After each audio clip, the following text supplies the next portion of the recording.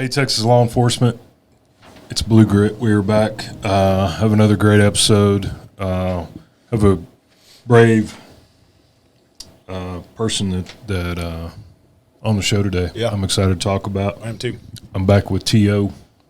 What did it do, Texas? So the guest we got on today, Chase Dotson, good friend of mine from the East Texas area. Was in, how long were you in law enforcement? Would have been approximately 5 years. 5 years. Mm-hmm. Chase worked for a sheriff's office. We're not going to name the agency.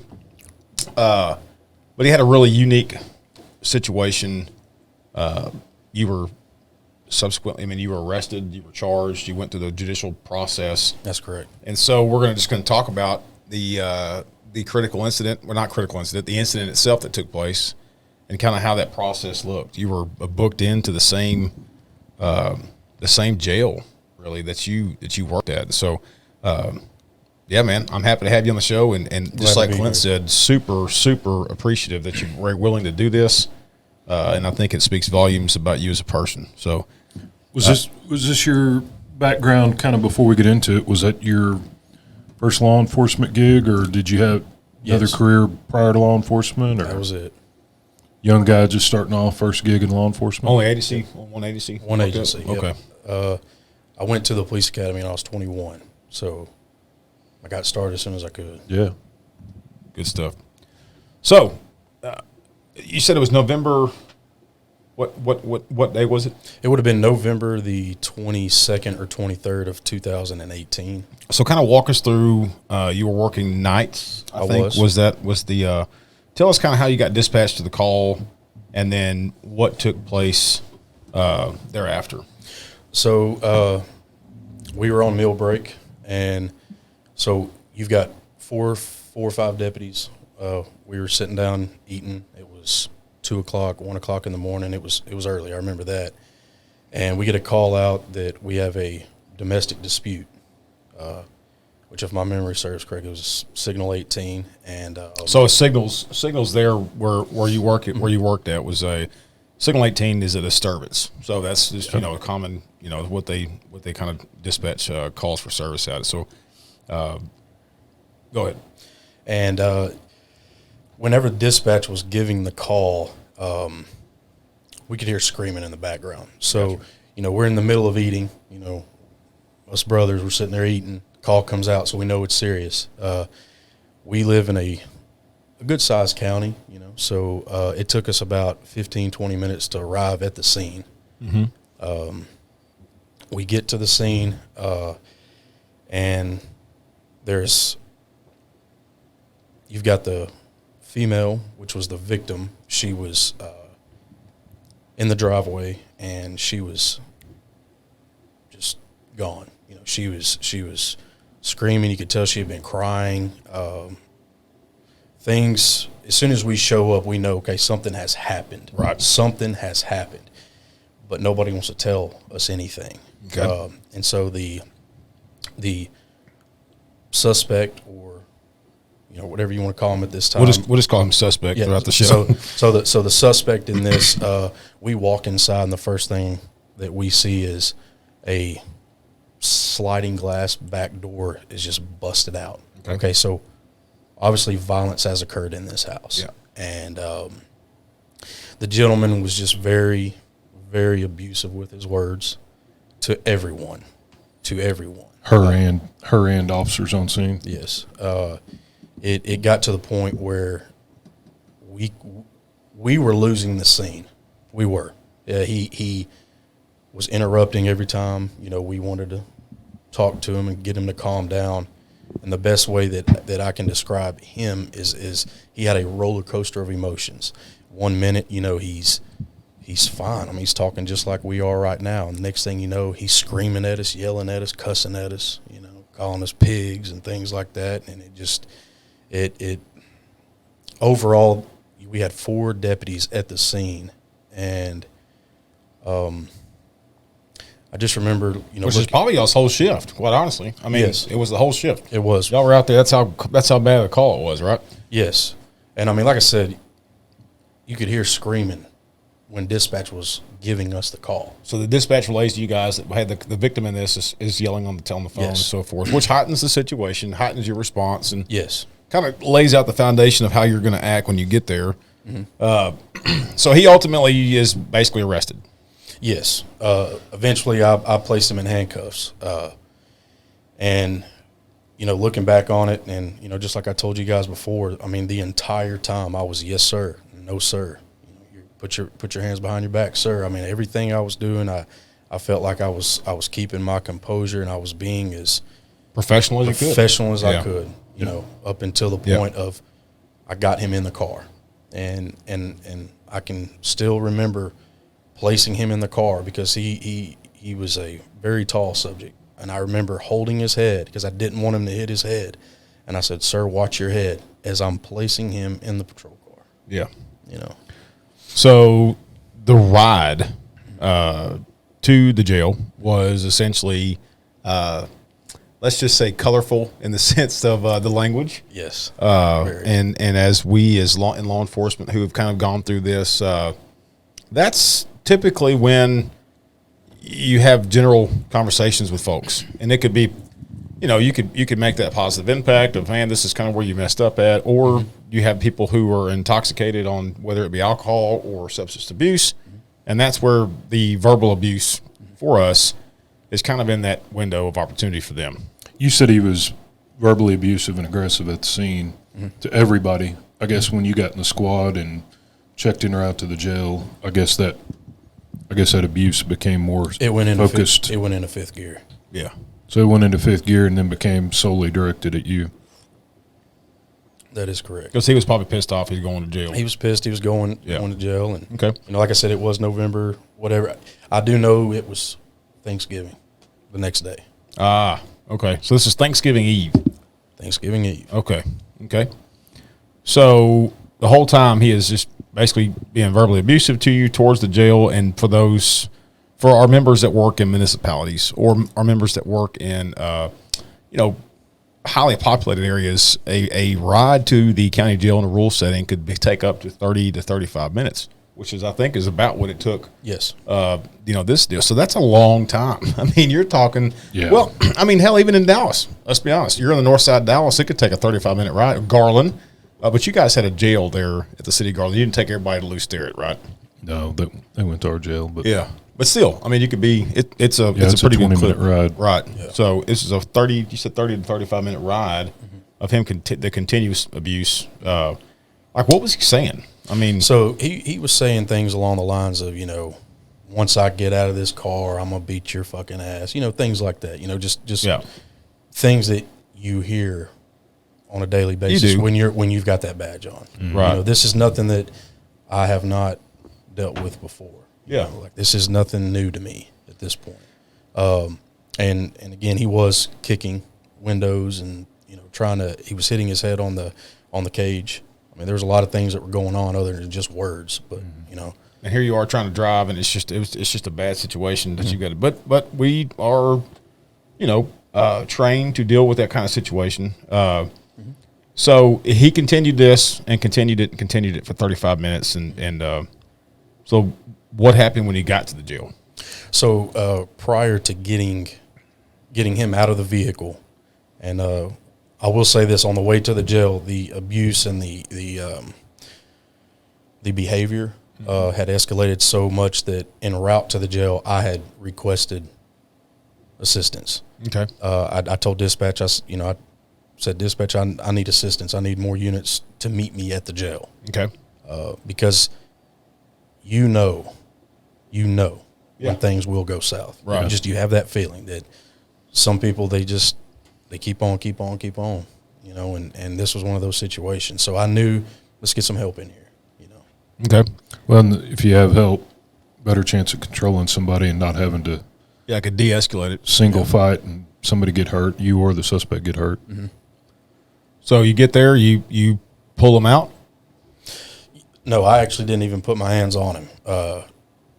I opened the door, and when I did, fellow officers were getting him out of the vehicle at this time. Okay. And I'm standing there. Okay. And then kind of walk us through kind of what this, I mean, for a trigger second, it happened. It happened. You know, it was so reactive and it was so quick. You know, by the time I realized what had happened, you know, it was already too late. And that was, he was pulled out of the vehicle, and when I saw him, I just started swinging. There in the Sally Port? There in the Sally Port. I just started swinging. Okay. And I guess all the words came to the top and exploded, and you just... Yeah, prior to getting him out of the vehicle, right before I unlocked the door, he said, "I hope you boys are ready, because here it comes." Those were the words that were said. So on top of everything that had built up to this, you know, I guess in my head I was ready too. Right. You know. What was there a specific trigger? Was it that, or was the attacks personal where, you know, he was saying personal, the attacks were personal, or what do you feel like was the trigger that caused you to? I don't think that there was a trigger. It was just, it was everything. It was the Totality of all of it. Yeah. Yeah. I mean, I mean, you guys know how it is. Yeah. You know, And I think everybody listening probably, they can also, I mean, if you're not a cop and you've never been through this, it's not a matter of if, it's a matter of when. You're going to go through it. And this was not my first time. right. You know, it just, So I think you hit him, you punched him several, I'm not sure how many. yeah, I do believe it was right at 9 times is what they count. 8 or 9 times is what they counted. And he was handcuffed. He was handcuffed. And you know, it's hard to talk about because, being as I was the one doing it, but, after I think the 4th or 5th punch, he was unconscious. Yeah. He was. So it was, after the 5th strike, I believe, but I just kept going. Yeah. Do you consciously remember? Do you consciously remember that happening, or is it after it was over? You're like, oh Watching shit, the video. Yeah. oh shit, I just snapped, and I just snapped. Or do you remember it being a conscious? No. I'm about to start throwing my fists, and not at all. Whenever it was over, when it was done, and I mean. Seconds afterwards, I remember seeing in the one of the in-car videos that was pointed into the Sally Port was focused on me. I was right in front of it, and at one point, I mean, I dropped my head. You know, I knew that was it. I knew it. That's what I was going to walk into. Or next is kind of, you know, how soon thereafter did you realize? Because just like Clint said, you may not have realized it right then, but I think looking back on it, watching body cam probably and. So at what point did you go, well, I think number one, me knowing you as a person for as long as I have, I think you probably immediately knew that you had messed up. But at what point later on did you know it was going to essentially end your career? I knew once we got to the hospital. I knew once, because after the incident had happened and, you know, we took him into the jail, my memory serves correct, somebody else took him to the hospital. I think the jail would not accept him at that point. You know, they looked at the severity of everything and they said, "Hey man, we cannot accept this guy. You know, you're going to have to take him." And then someone stepped in and said, "Well, it's not going to be him. yeah, Let's let another officer take him." sure. But, you know, at that time, I had to go to the hospital too. I did not sustain any injuries, but from hitting him, my hand was extremely swollen and I could not feel it. And keep in mind, it was, 20 degrees outside. So I did not know if my hand was broken or not. So once I was told he was going to the hospital, I informed my supervisor, I said, "I got to go too." And he looked at my hand. He said, "Yeah, you do." And as I'm going into the hospital, I remember looking to my right and seeing the suspect, at this point, victim, because that's what he was. I saw the victim, and that is when I knew I'm done. Yeah. Once and again, dude, I'm not praising for your actions that day. You're not praising your actions, no. But for you to get on here and identify, hey, hey, listen, I made a mistake, and this is kind of how the process worked out for me.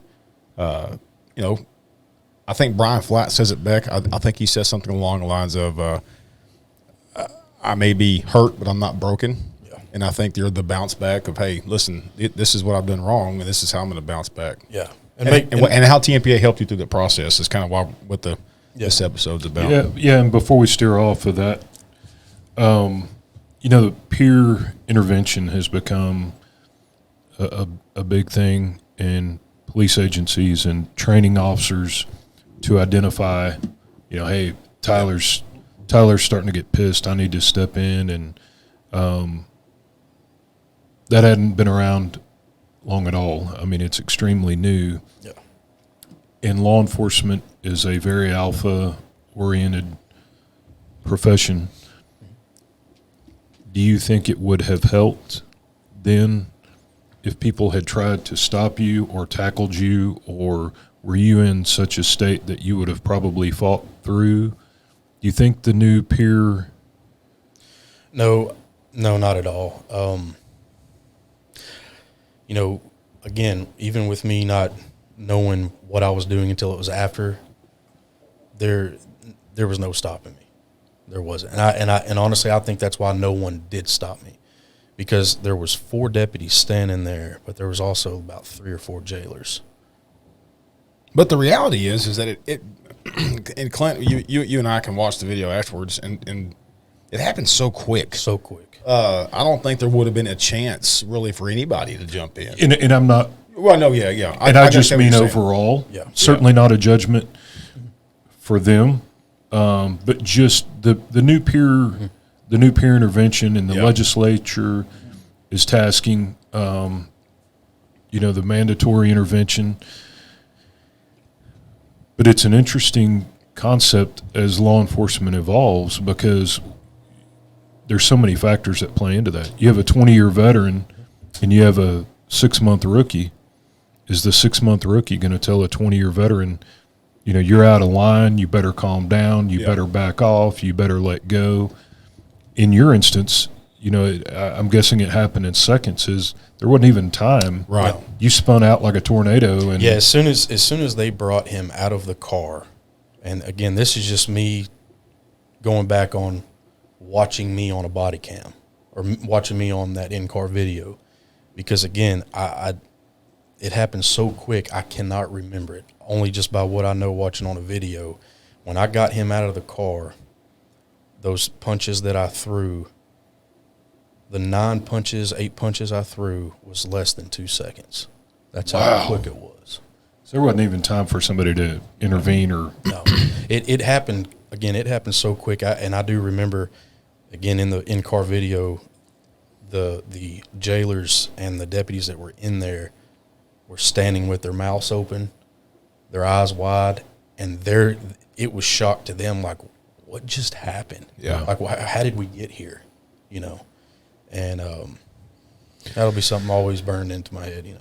Yeah, I can imagine, always. man. And in my 20s, my temper was hot, and it can take years, decades in my case, to work on self-evaluating, managing emotion, and how you react to certain things and temper. And I can remember in my early 20s incidents like that, and then I realized something just happened, and I don't really recall, and I'm not saying police related, but be out in public somewhere and somebody shoves you or, you know, does something, and you react and don't realize it. And it's taken till I'm an old fat dude to really continue to work on how you react. And again, not a defense to what occurred, and you're certainly not doing that, but everybody get into the profession has to be diligent of that and has to be evolved. And we're always going to come across that one guy that's been in and out of the penitentiary their whole life, and they know what buttons to push. Yeah. They know exactly what to say. Yep. Yep. You start talking about somebody's family or start getting really personal, and you're going to find a button that you may not want to have pushed. And it doesn't justify the conduct, but it's difficult to navigate. So you walk through there, you see I mean, and that's a great thing to say at this point. The victim, Yes, absolutely. the arrestee, and you immediately know, hey, this is kind of it. And at what point did you contact TMPA and just kind of how that process worked and how long was it before you were officially charged and what you were charged with and so forth? Do you mind if I go back a couple of years and say one thing? Yeah. So it would have been 2014 or 2015. I was approached by a fellow officer, and he just come up to me and said, "Hey, man, do you have TMPA?" And I said, "What is that?" Yeah. And he said, "This is what it is." And I said, "Okay." And not even an hour later, I'm in my patrol car and I'm signed up. Okay. So now let's go to that night. I knew once I saw him, and I knew, okay, I need to pull that card out of my wallet. I was given a card, said, if you have an emergency, call this number. And that's what I did. First time I did it, and within 2 minutes, I got a call back. I mean, it was immediate. I know that I spoke with you that night, and you said, Chase, just hang tight, man, and I'll have somebody call you. And in less than 5 hours, I'm looking at my attorney. Wow. That's how that played out. And he drove over an hour to get there. Yeah. But we're talking about in the middle of the night. That's how quick it all happened. And this wasn't even a critical incident. I mean, this is not an officer-involved shooting. This is not, an officer. But I think your attorney, which was Butch Dunbar, if I'm not mistaken. Butch Dunbar, he's out of Texarkana. He prior police officer. Prior police officer. DPD. Shout out Butch Dunbar. And so it shows when we, as field reps, or even our general counsel, Brandon DeBrava, or any staff or TMPA for that matter, when we recognize, good attorneys that we think will be a huge asset to our members, and that's the reality here. It's because it's about you guys, and it's about the membership, and it's about our legal plan. And when we see those kind of people, it's up to us to kind of push those through. And Butch is the perfect mold, in my opinion. Absolutely. Just like a couple weeks ago, we had Harrison County District Attorney come down, and we spoke with him, and he's an ex-cop. And when you're a cop and you're now an attorney, it just blends well. Lance Wyatt out of Dallas, he was a former was it Dallas cop? Lance was Dallas. Butch was Dallas. John Schneider was Pasadena and Irving. Yep. So yeah, I mean it does meet kind of a certain criteria, and when you find those, it's good. So you kind of let Butch know what's going on. And then what point, when were you charged and how long that took place? And so it would have been about 2 days after the incident. Of course, I was told, hey, as of right now, you are suspended without pay. Knew that was coming. And, that was the days of getting with Butch and getting a game plan. And, it was the next week. It would have been a week later is when I was told, hey, it's probably best you go ahead and put your 2 weeks in. Go ahead and get that out of the way. And this is all under his counsel. I can't stress how much help TMPA was, because if it wasn't for TMPA, I would not have known what to do, where to start, I would have been clueless. When I was given when I got my packet in the mail with all my TMPA things after becoming a member, I never thought one day I'm going to pull this card out of my wallet.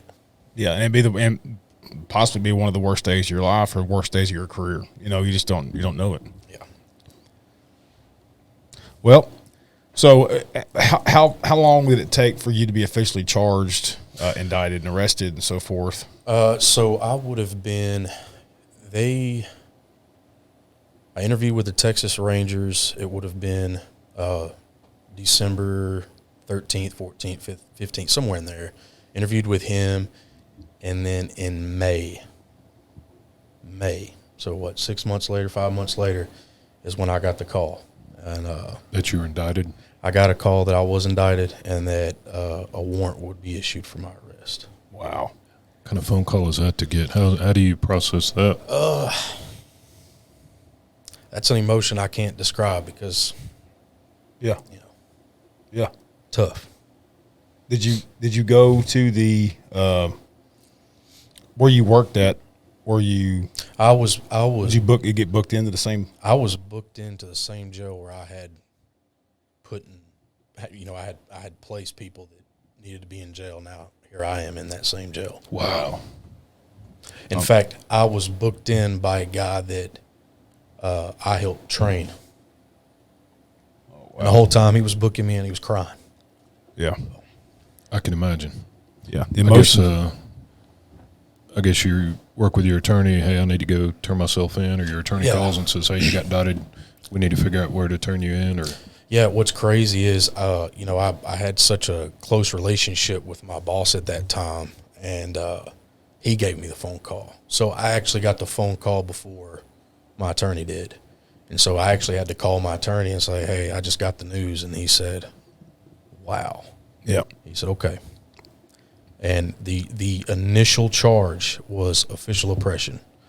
That is what I was charged with in May 17th of 2019. And, keep in mind, as we're approaching a year after the incident, I get another phone call. And here I am thinking, okay, this is a court date, because at this point, I do believe I'd already had my preliminary hearing. I'd already been in front of the judge once at this point. I can't remember what it was for. And I thought when my phone rang and it said Butch Dunbar, I said, okay, well, he's calling me to tell me some, hopefully some good news, because at this point, a year has gone by. I've got a family, and, I can't get a job. Because you can't move forward with your life because there's absolutely nothing I can do. So a year has gone by, and I get a phone call. And of course, I'm starting to get a little excited because I'm thinking, okay, good news. The end is near. Yep. And Butch says, "Chase, are you sitting down?" And I said, "I can be." He says, "Well, you're going to need to." I said, "Okay." And he says, "I don't know what has happened, but apparently a special prosecutor has taken over this case, and now they have indicted you for aggravated assault by a public servant, caused serious bodily injury." And that was tough. Yeah. Yeah. And then did you have to get rearrested? I did again. And there were some more charges added too. After that, there was more charges added, and not sure why they were, but they were. So I was now looking at 2 felonies, which you had the second degree or first degree, and then you had your third degree or state jail felony, which was going to be the tampering with evidence, which was dismissed by the judge. No evidence in that whatsoever, and still official oppression. So I got 2 additional charges on top of what I was already charged with. And I said, "Okay, Butch, well, what does this mean?" And he said, "Can you meet me at the jail in an hour?" And it was December the 16th, a week before Christmas. And then a month later, I get even worse news. Now COVID has hit, and court systems are shut down. So for 3 years, I sat. Waiting. No job. Nothing. so indicted with no trial date, essentially. Is that right? Nothing. The trial date got moved.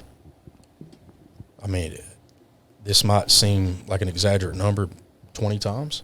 So you were indicted out on bond with no trial date? With no trial date. Unemployed. 3 kids. Wow. And can't sit here and say it was easy. Yeah, I can imagine. Did you? What were you? So you were essentially there upcharged the situation, but what were you facing with the official oppression? Facing as far as Like the sentencing, up to a year in jail. up to a year, and now I'm looking at 5 to 99. $5 to $99. And so COVID hits. You know, we have to go through. I think everybody went through that. Yeah. Obviously, and I know I was not the only one that got put on hold. I'm just right. No, I completely understand. It was a different situation for you because you can't move forward with your employment. Obviously, in a different area. I mean, you have to get this behind you in order for you to move forward. You don't know if you're going to be able to, get a job again. We know it's not going to be in law enforcement. So, how long thereafter was the trial, and how did Butch do in that? And obviously, he did pretty good because you're sitting next to me. You're not in TDC. Yeah. And kind of what that process looked like. So you want to begin at kind of when trial started? Yeah, like how? So you said it was 3 years until you went to trial. There was a lot of again, the trial date was moved so many times that there was no excuse for me or Butch not to be prepared. Yeah, because there was so much time in between. But I will say this: the amount of work I had to do to prepare for this was minimal. Yeah, Trial by judge or trial by jury? By jury. We had requested by judge, and we were denied. And so the jury carried it out. And we were, it was tough, sitting there listening to the statements and the witnesses and the experts and watching that video over and over and over again and watching the faces on those jury members while they're watching your video. And that was tough. And, it was tough because I think, and this is just me generalizing it, but I think obviously for the most part, I mean, the state of Texas and that agency provided you with a gun and badge for 4 to 5 years, right? And you were, in charge of people's safety and in charge of enforcing the law. And I think that just like we do with other situations, I think that they were essentially, giving judgment for 2 minutes of an absolute horrible decision that you snapped and now you have to stand trial for, which I'm not negating. 2 seconds, you said it. Those punches took 2 seconds, and 2 seconds of a 5-year career is based on, and again, for the viewers, not justifying what occurred. Absolutely not. Not at all. But we want everybody to. Chase is brave enough to come on and talk about his failures, and I'm the world's worst at being able to admit when I screwed up or when I'm wrong. So this is about viewers and new folks in law enforcement getting to understand what happens rather than just hearing about it on CNN or an article you read in the paper. You're getting to hear it, how it happened, what it looks like, the good, the bad, the ugly, and not justifying what occurred, right. but what happens, what's real, what happens, and one person's experience and how they come out the other side from it. Yep. So go ahead. I was just going to say, you especially being a young law enforcement officer, you go home, we have social media, and you see the things that are going on out there that, cops are doing, and, they're getting bashed for it, and you never think that'll be me one day. Never crosses your mind. Yeah, because you got blasted pretty good in the media. Social media. You never expect it. And so, I'm sure nobody plans to do it. That's why you always think, that'll never be me. Right. Nobody plans to snap. You think, well, I would never do that. You think that. You think that that's something I would never do. And like you said earlier, you take what I did in those 5 years, which, 5 years in law enforcement, there's a lot can happen. Yeah. And all the good that I did in those 5 years is gone, just like that. Yeah, it's crazy. And that's decisions law enforcement makes every single day that we're judged on is a split-second decision, good or bad, has to be made in split seconds that potentially we'll pay for it professionally the rest of our career, or lose our life if we make the wrong decision. Yeah. And I'm not saying yours was a critical incident. Yeah. But there's split-second decisions that are made every day, either out of fear or emotion, that have to be made, and sometimes they go sideways. So trial comes up. You still had Butch. Still had Butch. Butch did a phenomenal job in the trial, and And that's where I was going with that. I'm sorry, I don't mean to cut you off, but I'm going back to what you I cut asked him me off earlier. all the time. Just cut him off. you asked me, how was Butch and all that, and that's why I was telling you about the juries. That the anguish, the mental anguish. There were so many emotions that I was feeling. There was sadness, there was anger, there was it was just, and the whole time I've got Butch right there beside me. It's going to be all right. Being your rock. Yeah, he kept me. He kept a smile on his face the whole time, and he just kept telling me, it's going to be all right. It's going to be all right. And I wasn't listening to him. I'm gonna be honest. Right. I said, Well, who the hell would? You don't know what I'm going through. you're facing 5 to 99. Yeah, and but the whole time he just kept it positive, and he kept saying, he said, "Hey man, I've got you, I've got you, I've got you," and he meant it. And what at the end of the trial you got, I think, sentenced to, was it 60 days? 90 days. 90 days county jail. Yeah. So at the end, obviously, they found me not guilty of the felony, and then they dismissed the tampering with evidence charge. So again, the judge dismissed the tampering. Yes, the jury found you not guilty of the felony. Yes, and the jury found you guilty of official oppression. No, the moment that trial started, I pled guilty. I pled guilty to the official oppression. Okay. Yeah, it's again, he was the victim, and there's no fighting that. And you can either fight what you did wrong, or you just admit, like, hey man, I messed up. I own up to what I did, and that's exactly what I did. And that was actually a decision that Butch looked out for me and my best interest on every decision that we made together. And every time he asked me a question, and there were a million questions, and I would give him my answer, and then Butch would always tell me, that's a great answer, but I've got a better one. And it was the guidance, it was the counseling that he did. And that's why I'm saying, like, the amount of effort that he put into it and how he helped me in that whole the 3 years of hell that I put myself in without TMPA, without Butch, I would not be talking to y'all right now. I promise you that. So we're clear. You said it was a trial by jury, and then you just said you pled guilty. Mm-hmm. So you pled guilty to one charge? The official oppression. Yeah. Okay. And then went to trial on the others? No, it was we all ran together. Okay. We did all 3 charges at the same time.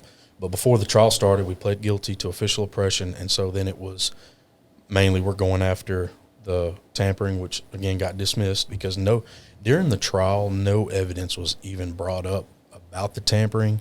And then once Butch said something to the judge, he said, Judge, he said, we've got this charge of tampering, and Yeah, I'm not sure where and he said, and prosecution has not even brought it up, and the judge said, you're absolutely right. He dismissed it. It was pretty quick. Yeah. And then once they once they said that we found you guilty, or we found you not guilty, that is whenever they dismissed and said, well, come back later for the sentencing part of the official oppression. And the objective was for me to never get on the stand from day one. Butch told me something. I want to say it was the first day we met, which is the next day after the same day as the incident. He told me, he said, nothing ever comes good from the officer getting on the stand, ever. Which would have been Thanksgiving Day. Yeah. Essentially, is what you're saying. Yeah. So, and Butch left his family on Thanksgiving to come deal with me. Yeah. So Situation. sentencing done by judge or jury? Did jury decide yours? The jury did. And so jury selected 90 days? yeah, they took into consideration the fact that for 3 years you know, and I'm not saying that was in jail, but it felt like it. Yeah. It felt like it because keep in mind, media blasted, I couldn't go anywhere. I could not go anywhere and show my face in this town without hanging my head, you know. And it's not because I didn't have the guts. It wasn't that. It was just, you know, I was embarrassed. I was embarrassed of what I did. You know, I let a lot of people down, a lot of people. It says a lot about your character that you felt that way rather than, oh, you know what, screw those people. Right. I didn't do nothing wrong. Yeah, or he provoked me to do it, you know. Yeah. Well, and not taking anything away from the victim, the guy that was the suspect, now the victim, but to have been a good guy, to have been a cop, to have been on the right side of justice, and then spend 3 years during COVID with 99 years dangling over your head, wondering, that would have consumed me.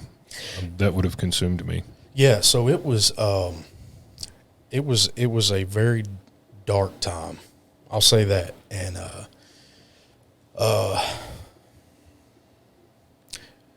only a few people know this, but yeah, I mean, I it's several times suicide crossed my mind. It did. You know, I don't think any human would probably have had those same thoughts, you know, because at that point you just you feel like this is it.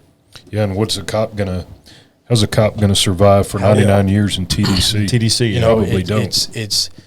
It's probably one of the most nerve-wracking things. I mean, I hope no one ever has to go through. You know, it's horrible.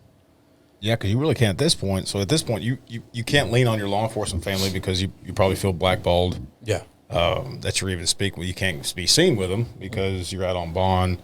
You worked for a sheriff's office, and the political dynamics of that, those that work at sheriff's offices can completely understand. So yeah, I can only imagine really what you were going through. A lot of the you know, and I do still consider them brothers, but you know, a lot of the brothers that I had, you know, still this day I hadn't talked to them. You know? Yeah, and it's not that, and I don't think it has anything to do with, you know, they don't want to talk to me, and of course, you know, I'd love to talk to them. It's just, you know, they had to distance themselves, and that's something that I had to understand. Yeah, because at first, you know, you feel, you know, a little bit of not necessarily betrayal, but you feel like, you know, we had a bond better than this, and you know, obviously, I feel like now we don't. You know? Yeah, and some of it may be. I've heard people say before, after you lose a loved one, people are like, "Yeah, I just kind of avoided you because I wasn't sure what to say, or I didn't want it to be awkward, or I didn't want to say something stupid." Right. And so, some of it may not have been intentional, but just be like, "Hey, so what you been up to?" or "How's your trial going, bro?" or not knowing what to say. Yeah, it was, and you know, and a lot of those guys I have talked to, I've reached out to, and you know, seeing as how I was booked into the jail, you know, I was able to see some of those guys. Yeah, and I was able to hold my head high. I was, because, you know, at this point, you know, it was over. It was over, and I knew I had 90 days. Close that chapter. And just move on, you know, and well, live and you learn. Chase, I can't, again, this takes a lot for you to come in and do this. It takes a lot for you to say, hey, you know, I messed up. And you know, speaking of the mental health side of it, it's a remarkable story. You're braver than I am, bro. Yeah, absolutely. And it's neat to hear, you know, we as field reps, when we assign these cases sometimes, you know, Clint's up in North Texas. You know, I'm in East Texas, but I may speak with somebody at Westlaco or at San Antonio. So you don't have those constant relationships. You know, I am in your area, and so we don't see the full process. And so it's really neat hearing just really number one, how good of attorneys we got. Butch Dunbar is a phenomenal person, and he does good work. The best, yeah. And he's a good guy. But we've got – he's a good man. But we've got 40 Butch Dunbars across the state. Mm-hmm. And I think that's the main message that we want to push. Yep. We at TMPA certainly aren't promoting bad behavior, but when you do have mess ups and you do make mistakes along your career, you know, you're also owed due process, and you're also owed that ability to kind of go through that process. So, Chase, what's the next chapter? Let's not end this on a bad note. Let's end this on a positive note. So what is before we move into the closing chapter? What would 32-year-old Chase say to 28-year-old Chase working deep nights? What would 32-year-old Chase now that knows, or what would 32-year-old Chase say to 22-year-old young person getting into the profession now that you see from your perspective? I'll say this. When I was in law enforcement, I cannot tell you a time that I prayed. And I would say just pray more. Pray more, because it was a dark time, and I'm not necessarily going to say that I wasn't religious or anything, but like I was a very one-man show, and there were so many things that I thought that I could handle alone, which was the exact opposite. And and again, I'm not trying to make this religious, but I didn't have God in my life. I didn't. And so maybe be a bit more centered and not self-centered. Not saying you were self-centered, but no, I was, and I'll admit that. Being a bit more centered and grounded, and being a cop, guys. Arrogant. What cop isn't arrogant? Almost all cops are arrogant, right? It's just our. Yeah, I think I don't want to say arrogant. Some strong personality. Strong personality. Yeah, strong personality. It could be perceived as arrogant sometimes. Yeah. But I understand where you're coming from. Yeah. And there's a lot of authority into a young 21, 22-year-old. Yeah. And responsibility. Yes. There's a lot of authority, responsibility that I can go out and take somebody's freedom away. And sometimes, depending on maturity and age and life experience, that's a big responsibility for somebody to throw on their back and how they manage that. Yeah. So what's the next chapter? This week or next week, I'll be graduating from a barber academy. Cool. Yeah. Nice. Cutting hair. Yeah. Cutting hair. Don't say it like that. You got to have some pizzazz to it. I mean, you're starting a new career, and that's for you to have been through so much, and then to start a new career field, and then come on a show like this amongst other cops and talk about it. I admire the hell out of that, man. I'm telling you, we talk about being centered and mature, and I don't think I can't screw up when I run over a curb, and I can't admit when I do something wrong. I commend you for letting others hear, and hopefully consider, learn, reflect. If you're one of those persons prone to spinning up or blacking out or getting so pissed that you can rage and getting so pissed you don't know what you're doing. Yep. And we talk about mental health a bunch on the podcast. And one of the things, there was a time when I was on deep nights, things weren't good at the department. We were shorthanded. It was busy. I was only my whole life focused around being a cop. I was so caught up in the profession that I had no friends outside the department. I had no hobby outside the department my entire life. And my stress was so high, which then causes your anger and temper and emotions, and you run hot call to hot call. There's the potential there on every call for somebody to explode. And the mental health industry of this, we talked on a podcast with a DA we had on a couple episodes ago about have friends outside law enforcement, have hobbies outside law enforcement, find a church home, find a group of people to be involved with that make you a better person. Not just consumed in being a cop. And that's what I was going to say. Like it is so easy to be consumed by law enforcement. It is. Yeah. It is. It's a fun career field. It's a rewarding career field, and it's got its pros and cons, but it's easy. All right, man. Well, this about wraps it up. Okay. We got a couple quick questions we always ask all of our guests. Okay. It's 3 questions. Okay. Best cop movie or cop movie line, right? Line from a cop movie. Line from a cop, and why? So I'm gonna have to go with The Departed on this. It's a good show. I'm a huge. That's a good one. I'm That's a a huge good one. Departed guy. I like it. I like Martin Scorsese. So Best police vehicle and why?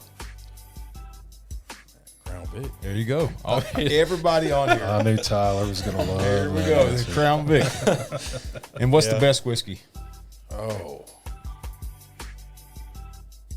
let's go with some Maker's Mark. Good one too. That's been a common answer on the show. It's a real good one. Yeah. Yeah. Well, brother, again, I can't thank you enough for coming on.